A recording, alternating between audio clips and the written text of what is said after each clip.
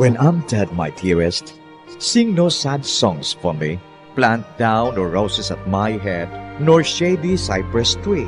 Be the green grass above me when flowers and dewdrops wet. And if you will remember, and if you will forget, recuerdos, mga handumanan, ngaging kalimtan, apang nagapanagilot sa kaisipan. Agud puhiun ang mga hitabo, agud liwat, nga magpatyag sang kami nga ukon.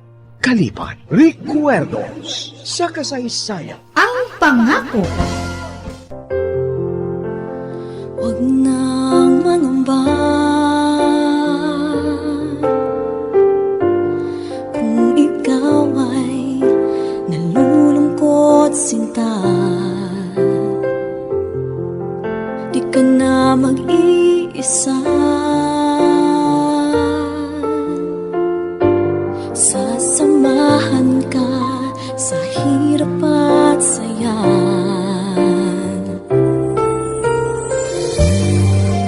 Kagkaron sa kasugpon sang aton sugilanon diri sa Recuerdos sa kasaysayan. Ang pangako. Asahan mong pag-ibig ko'y di magbabago.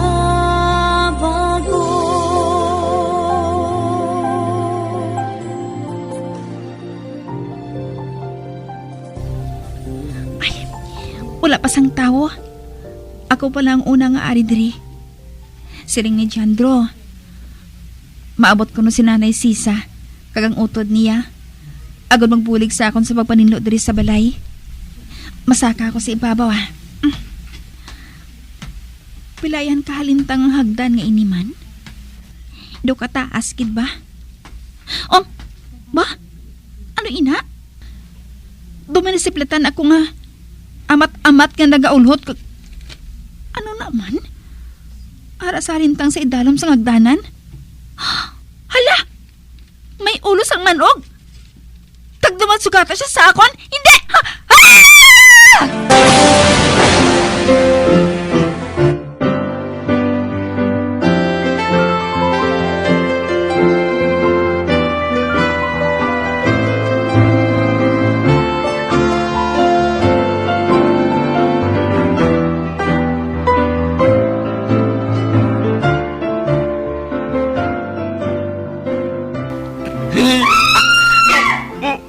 Ato na! Kabati na ko sang jinggit ang babae! Oh! Yo! Kantuan ko na si Jinda! Mabakal na ko siyang mamon!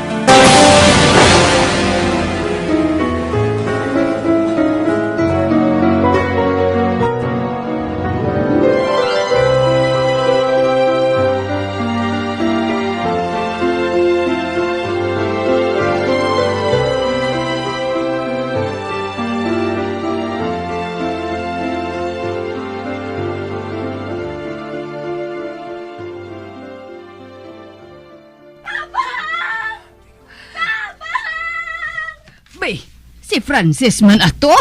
Francis! Naano ka? Palayo! Hindi ka magpalapit! Bay! Ano ka naghahanang magbuntog sa akon? Kay subong, ikaw naman ang ginatubang niya! Bay, manog! Manogin matuod! Ay, sige! Palapit ni manog! Kay may dala ko nga daan nga gunting para sa hilamon! At doon ko ginang liog mo! Ay! Nanisisa! Ara na siya! Palayo! Makamuntog ka? Ari ay! Ari ng gunting! Nagangangan na nga daan ini agud nga mautod ang ulo mo! Ari mo ay! Ha! De! Kundi na utod gid! Nanisisa! Na! Ba? Ginutod mong manog? Sa kanalan sang gunting para sa hilamon? Nautod gid sa tunga, Ay nga ang nagkasulod diri ang manog, ha? Kadamo abis ang hilamon sa palibot. Amoy na nga nakasulod ring manog. Ay, Gabriel! Anak! Kuhaan na abing manog diri ho! Kag ihaboy na ini sa gwa! Nanay Sisa, salamat kay nag-abot ka. Kung tani, nakagat kid ako sang manog nga to. Maayo naman kung makapanindlo na kita sang palibot. Kay wala na sang sapat nga masulod diri sa balay. Amo ina ang aton buhaton subong. Nanay Sisa, matakod kita sang kurtina sa bintana. Kag matawa mang design sang kurtina. Dali, ipatanaw ko sa imo.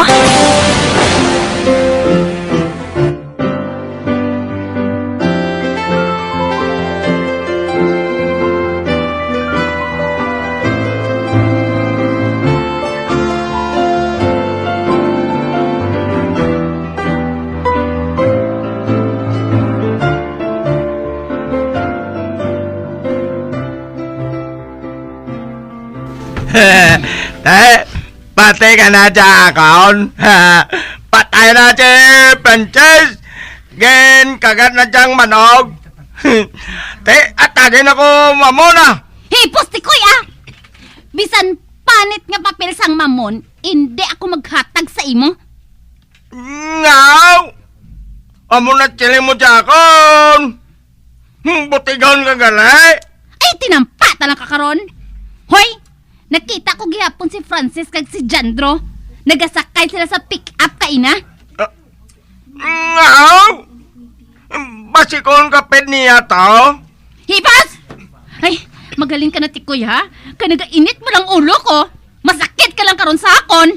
Ate, mahalin lang ko. Bye-bye! Halina! Ato na siya. Nga abalay nga nagsalig man ako sa gago nga to man. Kinpahamak lang niya ako.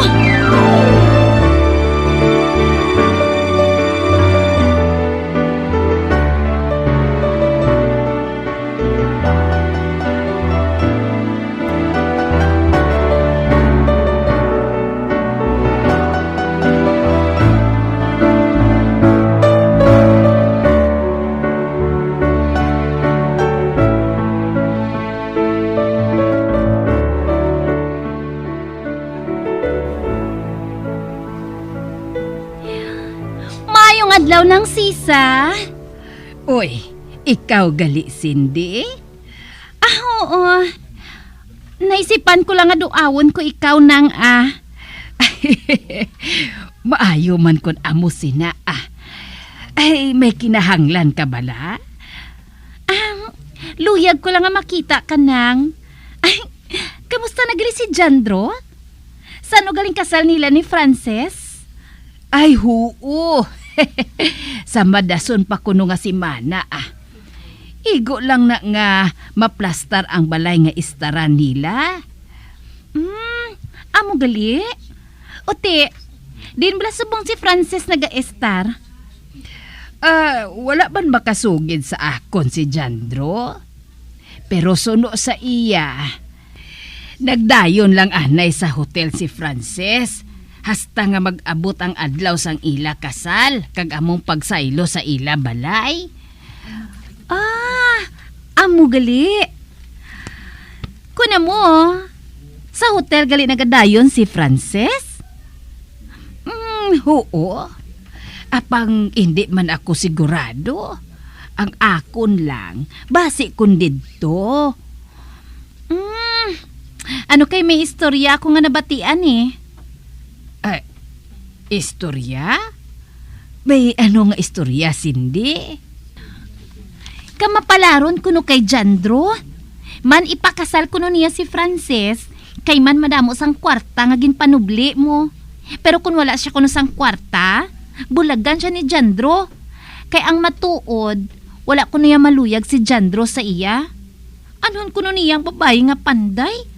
Kag luwas sina, hindi na makabata. Mantigulang na mo. Uy, kag sino naman ang nagsiling sina? Ambot. Nabatian ko lang ina ng Sisa. Kag naluoy lang gani ako kay Jandro Ay, nang Sisa. Sili nga bala si Jandro. Nga ako lang yang abya niya.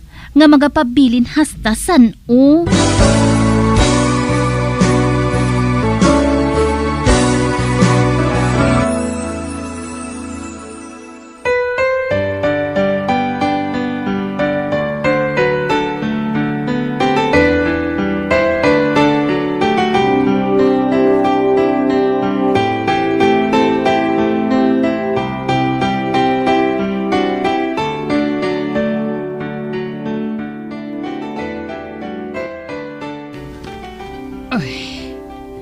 Ato na si Cindy.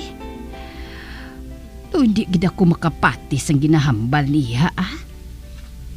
Kilala ko yang akon anak. Kag nakahibalo ako nga naluyag ya ang akon anak kay Frances. Kag amo man si Frances sa iya. Wala sila makahibalo nga si Frances iya nagadayon kay Attorney Cameron. Didto lang siya anay hasta nga mag-abot ang ila kasal ni Jandro. Abi siguro niya kung si Jandro kag Frances tagahulid na diri sa amon balay. Ay, nga babayi lang ho. Kahigko sang pinsar.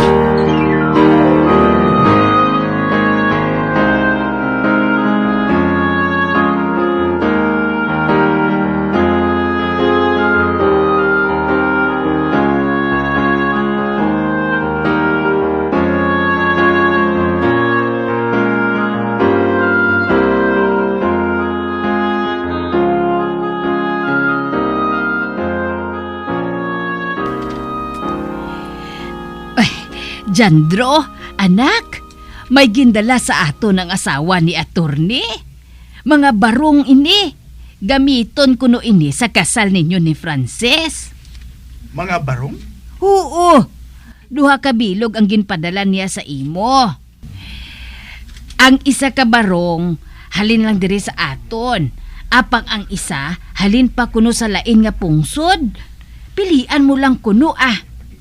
Kag hindi lang ikaw ang ginpadalaan niya sang barong. Amo man si Lucas kag si Gabriel. Ang duha mo kautod. Uy, anay ka anak. Nga daw sa wala ka malipay, haw? Nga kinanglan pa nga magbayo ako sang barong, nay. Pwede man ako masuksok sang kung ano nga bayo dira. Anak, kasal mo ina. Kag kinahanglan nga bisan paano magsuksok ka man sang maayo nga bisti. Agud nga hindi man mahuyan si Frances. Apang makahuluya, ga si Francis pang mabakal sang barong para sa akon. Siya nang nagagastos ang tanan, ay. Dawalan ako sang yatubang sa iyang anaw.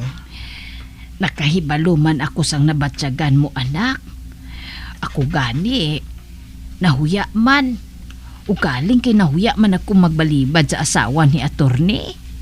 Ginahimo lang niya ang tanan para nga makabulig sa aton.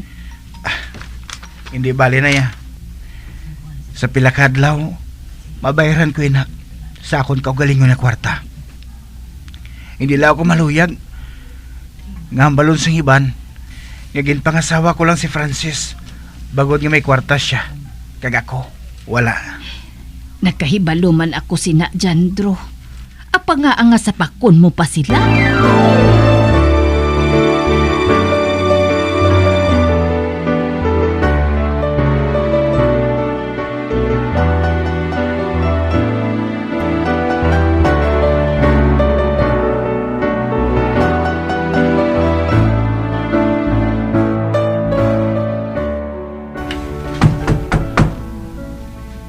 Sulod!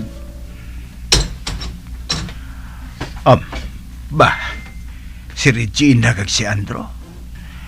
Sila ang mga tao nga hindi ko gustong makita.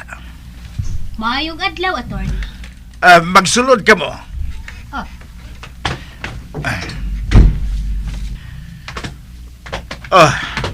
Magpungko ka mo.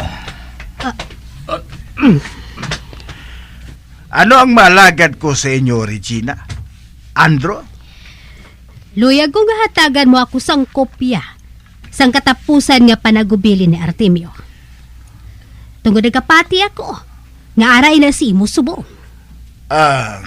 Ho, Regina. Madugay ko na nga kliyente si Artemio. Kung amo sina, mahatagan mo ako sang kopya sang katapusan niya nga panagubilin. Ginakasubo ko nga hindi ko inamahimo. Hindi pa. Tungod buhi pa si Artemio. Nagsiling ang doktor nga wala na siya sang tsansa nga mabuhi pa. Sa banta ko, matarong sa akon pa kaisa nga hatagan mo siya sang kopya. Kinahanglan niya mabuksan liwat ang shop. Agod nga mapadayon ang operasyon sini. Ano lang ginabuhat mo? Nga ginatago mo ini. Sa banta ko may matarong ang akon pa kaisa nga magdemanda. Nga hatagan siya sang kopya sang katapusan nga panagubilin ni Artemio. Mahimo ko lang ina. Kung ari na sa akon mga kamot ang death certificate ni Artemio. Mathag nga ginbili niya nga isira ang shop kung hindi na siya makasara nga mag-operate sini. Apang may isa ka opsyon pa nga nabilin. May ginbilin siya sa akon. Ang shop pwede maka-operate kung si Francis ang magbuhat sina. Kag ako ang masupervise sina. Oh, hindi mahimo, ina. Hindi ako maluyag nga magpalapit pa si Francis sa shop. Kadamo na sang nakawat niya nga mga gamit sa shop. Nagsileng na ako sa imo, Regina. Hindi mo pag-i-under si Francis. Ang gamit kaging kuha niya sa shop, iya ato. Kag mahimo kaniya nga maakusar kung magpadayon ka sa paghimo sila. Kung mo, pahibala kami kung anong status ang shop. Kinahanglan nga maka-operate na ina. Kinahanglan maplastar na namon ang dapat namon niya buhaton. Sorry, gid. Apang amo ilang gidbutang sa testamento nga ang shop magapabilin nga sirado hasta nga mapatay si Artemio. Mabuksan lang ina kung si Francis ang ma-operate sang amo nga shop under my supervision.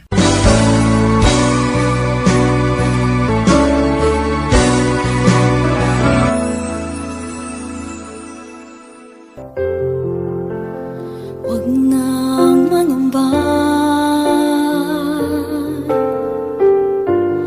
kung ikaw ay nalulungkot sinta. Di ka na mag-iisa. Sasamahan ka sa hirap at saya. Mga abyan, sundan ninyo sa pagpamati ang kasugpon sang aton sugilanon diri sa Recuerdos sa kasaysayan. Ang pangako. Ginsulat kag sa direksyon ni Elizabeth Batidwan Navarro. Bongo Radio Philippines. Patuloy na #1 sa drama. Fast Paradyo! Bongo!